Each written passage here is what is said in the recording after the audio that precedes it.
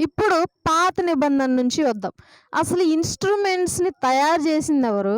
దాన్ని వెలుగులోకి తీసుకొచ్చింది ఎవరు? ఇప్పుడు సపోజ్ భూమి గుండ్రంగా ఉంది. ఒక వ్యక్తి కనిపెట్టాడు. ఒక ఆహ్, చెట్టుని అది చక్కగా తీసి దాన్ని కొన్ని వస్తువులుగా తయారు చేయొచ్చు అని ఒక వ్యక్తి. అంటే ఒక్కొక్క సృష్టికి ఒక వ్యక్తి కారణమవుతున్నాడు. మరి ఈ సృష్టికి ఎవరు కారణమయ్యారో చూద్దాం బైబిల్‌లో. ఆదికాండము 4 అధ్యాయము 21 వచనం. ఆదికాండము 4 అధ్యాయము 21 వచనం.